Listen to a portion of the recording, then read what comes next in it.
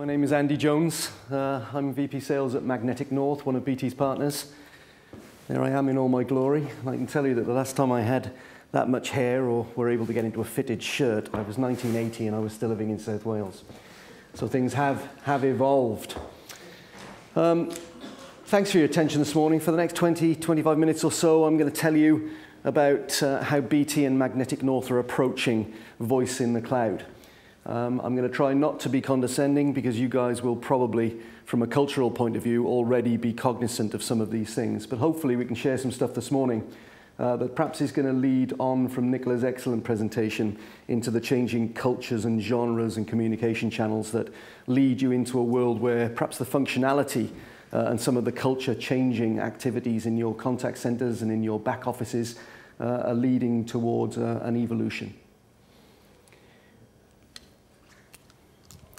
So, the landscape's changed. There's data everywhere. You'll have heard just that data is probably prevalent in both social, commercial, consumer and business areas now, more than we even know.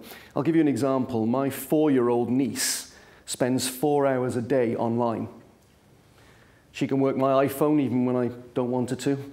My 11-year-old daughter has an iPad and she's accessing things that I've no idea about at all. Games, education. You know, we don't even have to push her to do her homework because the data is there for her, she's finding it. And if a 4-year-old can find their way through an address list and an iPhone, then our next generation employees and the employees we have at the moment are further advanced than that and obviously are using it to affect our businesses, and we should be cognizant of that. Obviously, we work anywhere. We want to work anywhere. We have to work anywhere. And we're being encouraged to work in increasingly remote places because, of course, consolidation in our businesses and cost management is meaning that we want people who perhaps are less in number than before doing more than we ever have. So the ability to work anywhere is increasingly important. If we embrace that, the barriers to entry are low. It's not just commercial barriers. Its technical barriers are low too. So we have an ease of access to get to these things if we want to from wherever we are. And most importantly, I think the nature of competition, the nature of a business engagement that Nicola alluded to has changed. You know, the multi-channel, the omni-channel access to these things, to your business, the omni-channel access that you have back out to your customer base and to your potential customer base, just as importantly, are evolving very fast. And it's a lot easier now to engage with those people and for them to engage with you. The critical thing is about how voice can enable that and how the multi-channel that Nicola was talking about, the omni-channel, can actually facilitate that communication.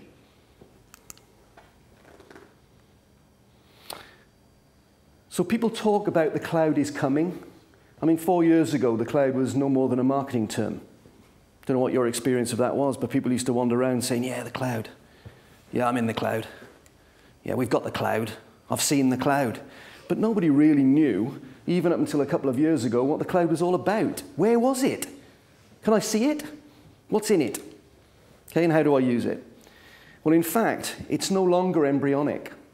It's developmental. It has to be developmental in its evolution because in the last 5 years, we've actually got to the point where the market globally is £60 billion this year after 5 years. And we're not even halfway to the expected revenue spend within that business that is the cloud, whether technology or whether technology enablement.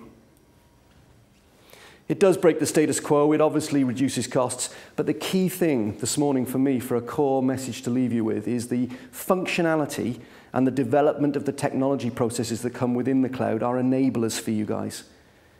You guys don't want to be concerned with managing networks or managing uptime or giving the people that are impactful to your businesses the ability to do business. That's a given, right? You want the people who are managing your IT networks and your commercial intents and setting the strategic values of your businesses not to have to worry about that, to focus and refocus your IT resource management back to critical processes within your business, back to the integration with critical systems within your business. The communication to the cloud and what the cloud brings you from a network enablement and a productivity point of view is about profitability. If what you're doing does not enable productivity increase and augmentation and repositioning of resource that can pay back and give you ROI, then we're doing something wrong.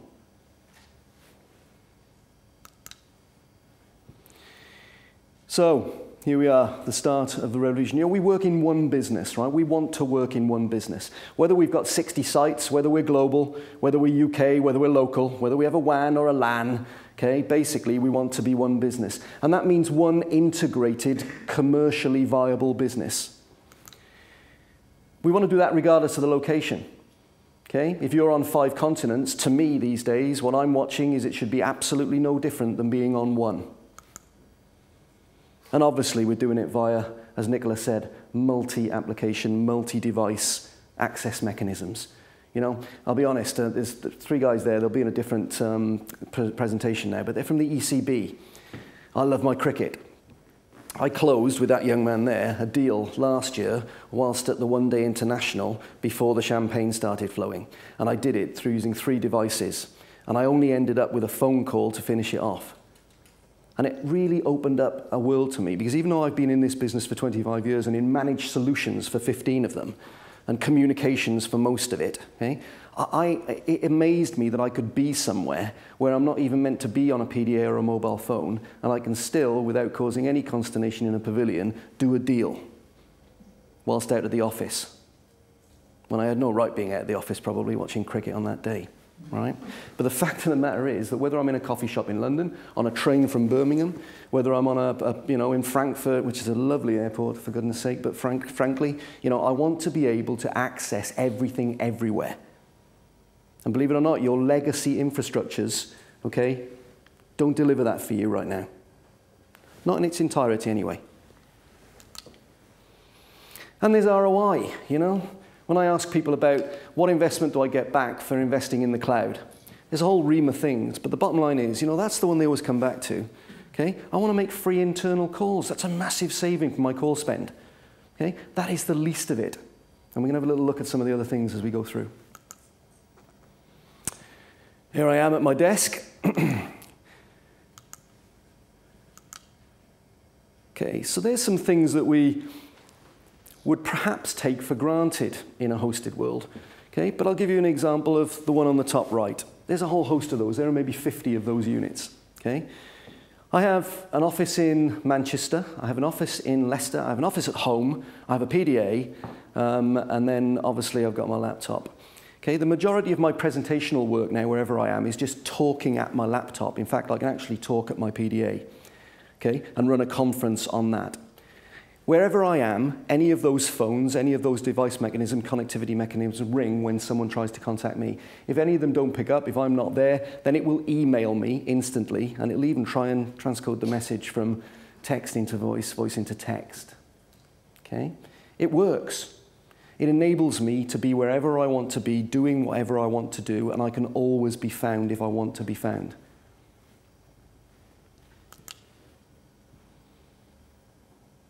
Yeah, so Nicola alluded to this, yeah? Presence, okay? Lots of people are using terms like I am, okay? But businesses need to know what access to their employees and to their available resource is there, and real time, okay? So presence is something that means at the moment that wherever you are, anybody that needs to get you can actually work out whether you're free to be got, okay? Whether you're there, whether you can partake at that time. Okay? If they can't see that, they're going to call you. They're going to waste a phone call, they're going to waste a VM, and they have no idea. They failed in their objective to know whether or not you're available to talk to that critical customer at that time, or take that specialist call, or to deliver that specialist help. Cloud-based technologies can make that really easy. Work at home, work at the office, be in one place. And you know, Nicola mentioned cultures. We get very technically orientated and technically wrapped up. But the cultures of your businesses are changing. They're often changing before you've changed the technology to enable them. Because, of course, people's experience of other organizations that they're visiting, where they've been, conferences they've been on, are actually bringing them back to you saying, why aren't we doing this? And you're already having to, if you like, pander or accommodate those needs.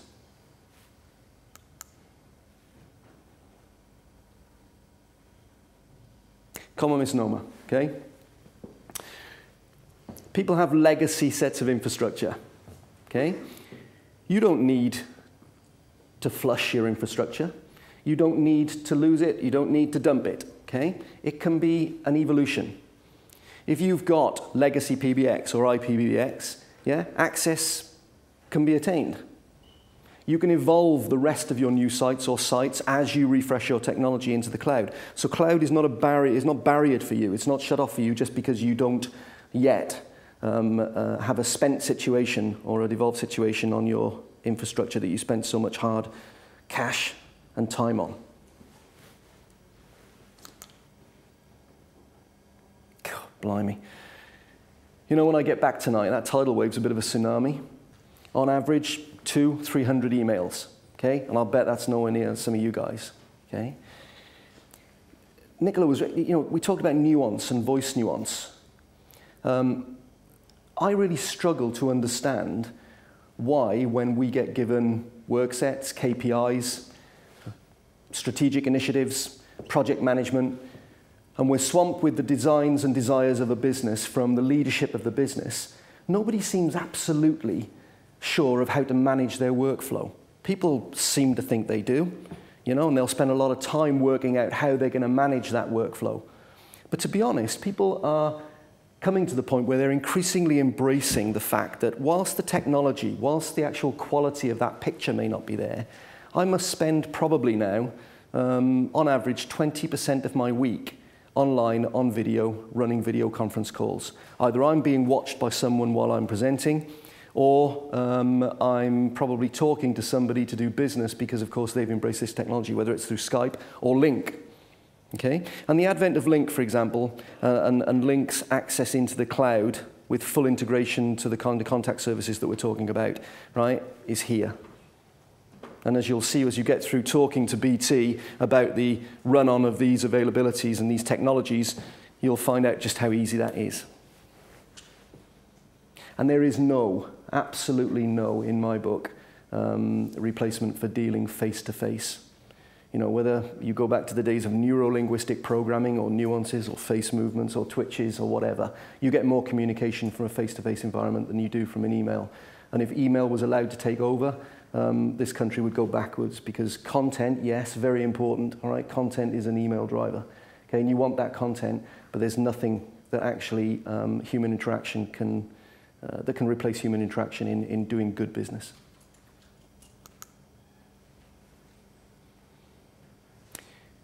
How many here run 2 networks or more?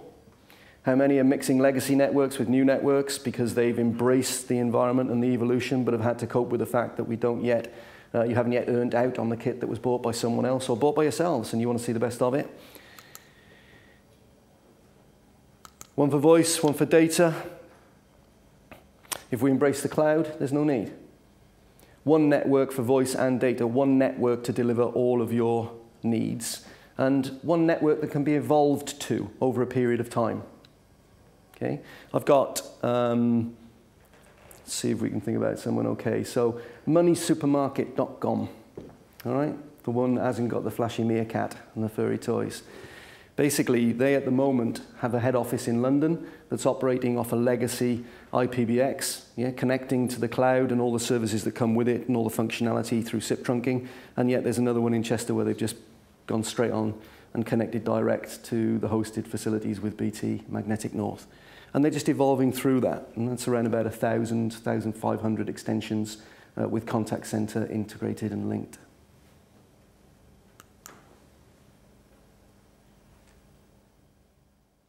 I thought Nicola's presentation on this aspect was fantastic.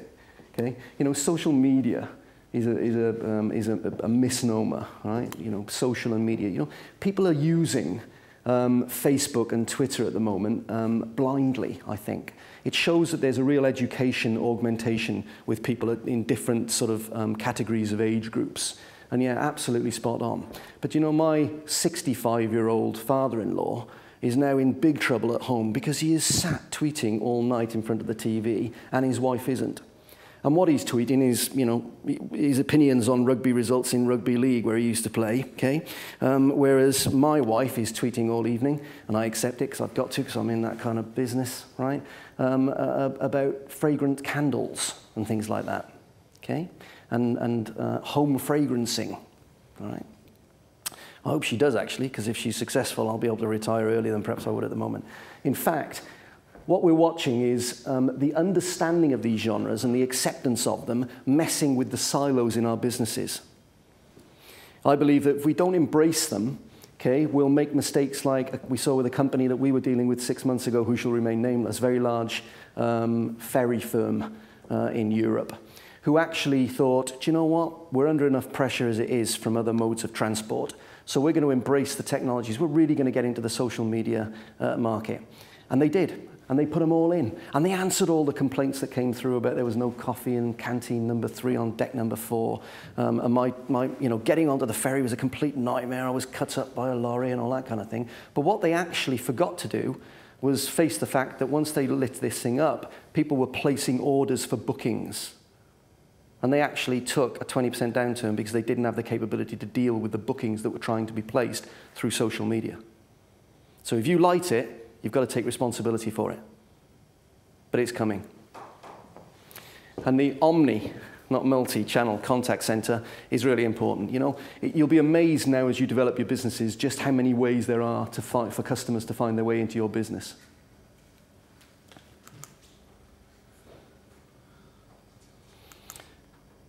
So, you know, these days, compliance hits everybody. We talked about financial markets and financial organizations having to adhere to, particularly PCI. But, you know, OFT, FCA, yeah, professional indemnity insurance, and your ability to get it cheaply is affected by your compliance and how compliant you are with whatever you do with your back office or your contact center, your business operation. The cloud will take that on for you. Cloud-based solutions will be PCI compliant and will deliver that compliance so that you don't have to worry about that headache. I'll tell you now that it's easier probably to attain ISO 27001 than it is to attain PCI.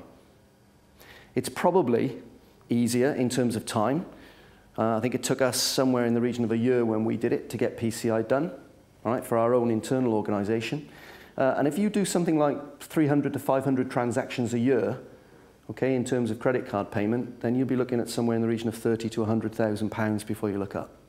So it's a serious consideration. What's even more needing to be considered is the fact that if you comply with one organization, then you're probably likely to fall foul of another. Okay?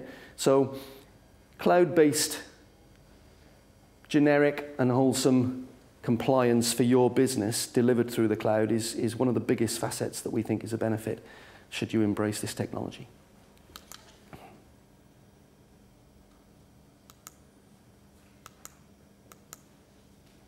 People think that actually their current method of taking credit card payments over the phone will be usurped should you choose to use a cloud-based, out-of-scope technology. So if you, for example, take BTMN and use hosted, blended contact center, then everybody assumes you'll have to turn it on its head, turn your current operation on its head. It won't. It'll integrate with exactly what you've got at the moment in terms of SagePay or Barclays or whatever you're using as your payment gateway. It will just mean that the use and method of your access, so someone sat at home keying in their details the same way as you would if you pay your credit card at the moment, or cinema or whatever, that can be accommodated by the cloud, and that is one of the biggest things that we're watching at the moment. Credit card transactions are going up and up and up. The cost of doing it and being compliant with it is going up and up and up, and cloud is a way that you can actually look to take control of that situation and not have the headache yourselves or the outgoing expense. Everybody gets drawn to this. I suppose that's intentional on the slide, right? It's not quite as simple as that. Okay, my thing is keep your CapEx in your pocket, use your OpEx to run your business. But the main thing is actually not the savings you make by moving to the cloud. It's the return on the investment that you get through the augmentation of functionality that impacts the people in your businesses doing what they're supposed to do. Be more productive, therefore earn more right to profitability.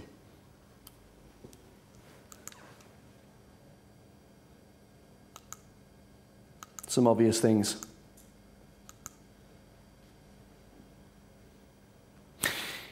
Probably the thing to take away from that slide is that, I don't know where you guys are in the evolution of your businesses, but it's becoming increasingly difficult for executives and leaders and even strategists within businesses to focus on what's going to be important next.